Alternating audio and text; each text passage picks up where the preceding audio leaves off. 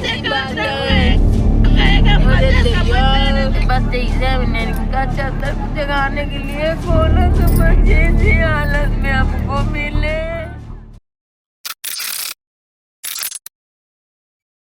जब रिश्तों में हवस की आग लग जाए तो सच भी डरकर छुप जाता है और हर हत्या की परत खोलती है एक और डरावना राज।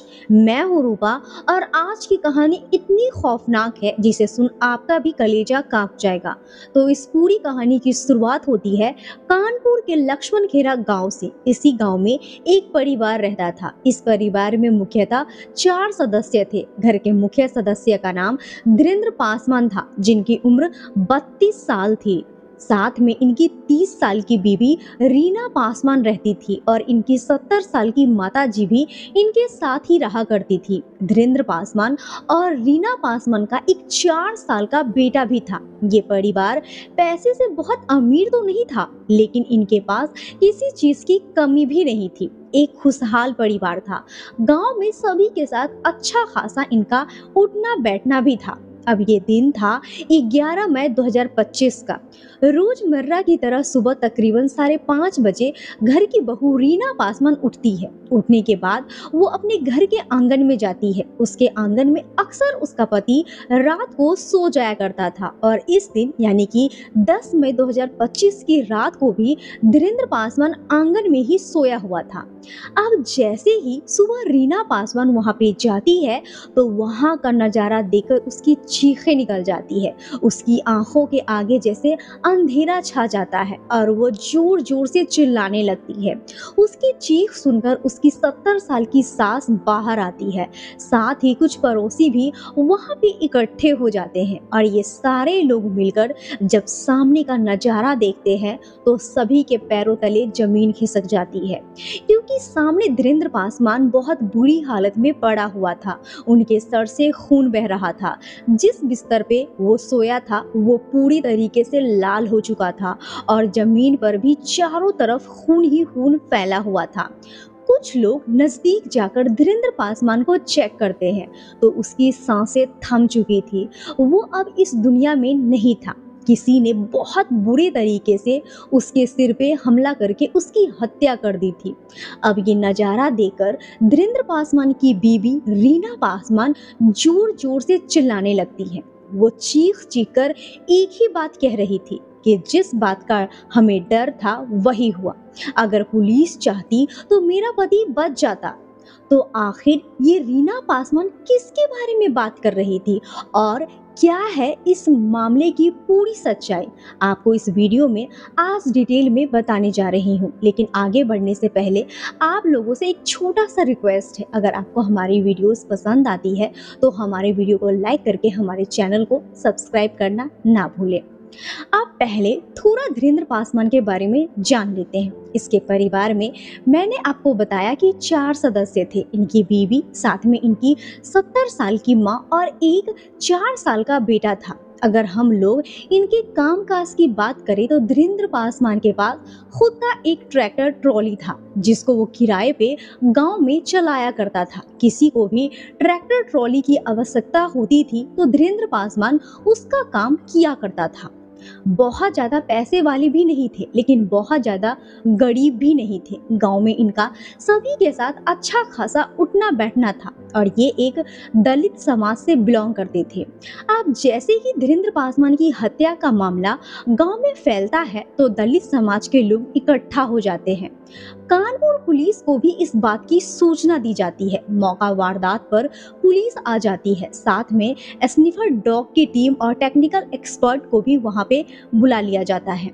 अब इससे पहले पुलिस अपनी कोई छानबीन शुरू करती, धीरेन्द्र पासवान की बीवी रीना पासवान चीख चीख कर ये कहना शुरू कर देती है कि मेरे पति की हत्या किसी और ने नहीं बल्कि मेरे पड़ोसी कार्तिक और रविंद्र यादव ने की है। और वो बार बार यही कह रही थी कि अगर पुलिस हमारी बात मान लेती तो शायद मेरे पति आज जिंदा होते।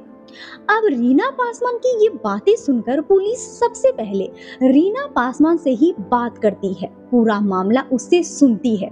तो वो बताती है कि कल रात को यानी कि 10 मई 2025 को 9 बजे के आसपास उसका पति धीरेन्द्र पासवान घर आया था। वो अपने आंगन में बिस्तर लगाकर सो गया था और सुबह जब मैं उठी तो किसी ने बड़ी बेरहमी से उसकी आंगन में ही हत्या कर दी थी। बॉडी को देखने से भी यही लग रहा था कि किसी भारी चीज से उसके सर पे वार किया गया है, जिससे खून बहने से उसकी मौत हो गई थी। और जिस रविंद्र और कार्तिक यादव के बारे में रीना बात कर रही थी, दरअसल कुछ दिनों पहले गांव के ही रहने वाले कार्तिक और रविंद्र यादव के साथ धीरेन्द्र पासवान का पैसों को लेकर कुछ झगड़ा हो गया था। ये झगड़ा काफी बढ़ गया था। दोनों पक्ष पुलिस स्टेशन भी गए थे। वहां पे पुलिस ने इनका समझौता करा दिया था। उस वक्त जो धीरेन्द्र पासवान है वो उन दोनों के खिलाफ रिपोर्ट करना चाह रहा था, लेकिन पुलिस ने समझा बुझाकर मामले को रफा दफा कर दिया और रीना पासवान चीख चीख कर यही कह रही थी कि उन दोनों ने ही मेरे पति की हत्या की है। हालांकि पुलिस यहाँ पर अभी एविडेंस को कलेक्ट करती, इस केस को अच्छे से छानबीन होती, लेकिन क्योंकि एक दलित व्यक्ति की मृत्यु का मामला था, कुछ दलित समाज के लोग भी वहां पे इकट्ठे हो गए थे। काफी ज्यादा प्रेशर पुलिस के ऊपर बन गया था। डेड बॉडी को सड़क के बीच रखकर धरना करना शुरू कर दिया गया था और इन सारी चीजों को देखते हुए पुलिस ने प्रेशर में आकर धीरेन्द्र पासवान के पड़ोसी कार्तिक यादव और रविंद्र यादव दोनों को गिरफ्तार कर लिया। दोनों को पुलिस स्टेशन में ले जाया गया और इस केस की छानबीन शुरू कर दी गई। अब एक तरफ तो पुलिस ने प्रेशर में आकर इन दोनों व्यक्ति कार्तिक और रविंद्र यादव को गिरफ्तार कर लिया था, लेकिन साथ ही जहां पर धीरेन्द्र पासवान की बॉडी मिली थी वहां पर पुलिस की फॉरेंसिक टीम जो है वो जांच कर रही थी और स्निफर डॉग की टीम एक चीज नोटिस करती है कि जो स्निफर डॉग है वो बार बार घूमकर घर के अंदर ही जा रहा था। यानी कि जिस जगह पे रीना पासवान, उसकी सास और उसका 4 साल का बेटा सोए हुए थे, उसी इलाके में स्निफर डॉग बार बार जा रहा था। पुलिस ये समझ नहीं पा रही थी कि स्निफर डॉग किस तरफ इशारा कर रहा है, इसीलिए पुलिस घर के अंदर जाती है, घर की बारीकी से जांच करती है। तो वो पाते हैं कि घर के अंदर भी खून के कुछ सैंपल उन्हें मिलते हैं जो दीवारों पे लगे हुए थे। उसके बाद पुलिस किचन में और बाथरूम में जाती है, तो बाथरूम से भी पुलिस को ब्लड के कुछ सैंपल मिलते हैं। फॉरेंसिक टीम उन सैंपल्स को भी कलेक्ट करती है और जांच के लिए भेज देती है। साथ ही कार्तिक यादव और रविंद्र यादव से भी पूछताछ शुरू हो जाती है। वो लोग पुलिस को कहते हैं कि हालांकि कुछ दिन पहले उनका झगड़ा धीरेन्द्र पासवान के साथ हुआ है, लेकिन इसका मतलब ये नहीं है कि उसकी हत्या उन्होंने ही की है।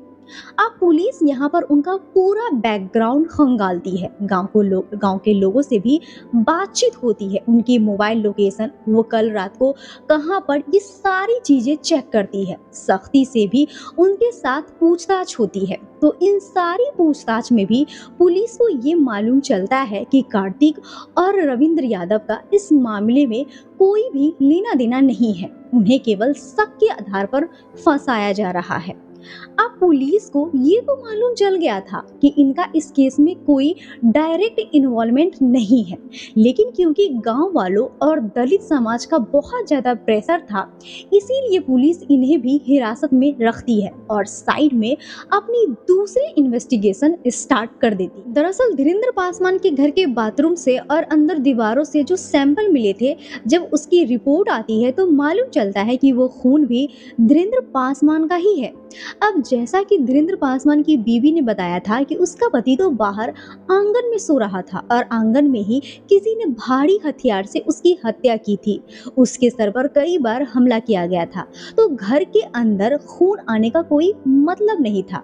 साथ ही यहाँ पर पुलिस जब धीरेन्द्र पासवान की बीवी रीना पासवान से बात करती है तो वो कहती है कि कल रात को मुझे ऐसी कोई भी आवाज सुनाई नहीं दी जिससे मैं उठकर बाहर देख सकूं, जबकि बाहर के आंगन में और अंदर के रूम में मात्र 4 से 5 फुट का डिफरेंस था। तो ऐसा संभव ही नहीं है कि एक व्यक्ति को किसी ने पीट पीट कर मार दिया और उससे 5 फुट की दूरी पे सो रही उसकी बीवी को आवाज तक नहीं आई। पुलिस को थोड़ा बहुत शक जो रीना पासवान है उसके ऊपर भी जा रहा था और इसी के चलते पुलिस रीना पासवान की सीडीआर यानी कि कॉल डाटा रिकॉर्ड निकालती है और यहाँ से इस केस में एक नया मोड़ आ जाता है। दरअसल पुलिस को मालूम चलता है कि रीना पासवान एक व्यक्ति से घंटों घंटों तक बातें करती है और कल रात को जिस वक्त उसके पति धीरेन्द्र पासवान की हत्या हुई उस वक्त भी रीना पासवान फोन पर एक व्यक्ति से बात कर रही थी और ये व्यक्ति कोई और नहीं बल्कि उसका सगा भतीजा था। अब पुलिस इस बारे में रीना पासवान से बात करती है कि आखिर इतनी रात को वो अपने भतीजे से क्या बात कर रही थी और जब उसकी कॉल डाटा रिकॉर्ड की हिस्ट्री खंगाली जाती है तो पिछले लगभग 1.5 से 2 सालों से लगातार वो अपने भतीजे जिसका नाम सत्यम था और उसकी उम्र 23 साल थी उससे फोन पे बातें किया करती थी। अब पुलिस को कहीं ना कहीं रीना और उसके भतीजे के बीच में कुछ कनेक्शन नजर आते हैं। गांव के आसपास के लोगों से भी बात की जाती है तो यहाँ पर भी इस कहानी में एक नया मोड़ आता है। पुलिस को मालूम चलता है कि जो ये रीना पासवान है इसके अपने सगे भतीजे के साथ अवैध संबंध है और इस बारे में कुछ महीने पहले धीरेन्द्र पासवान को भी मालूम चल गया था और इस बात को लेकर रीना और धीरेन्द्र में काफी झगड़ा हुआ था। लेकिन जैसे तैसे रीना ने अपने पति को समझा लिया था। लेकिन ये वाकया होने के बाद धीरेन्द्र पासवान ने अपने भतीजे का घर में आना बिल्कुल बंद कर दिया था और जल्द ही वो अपने घर में सीसीटीवी कैमरा भी लगवाने वाला था।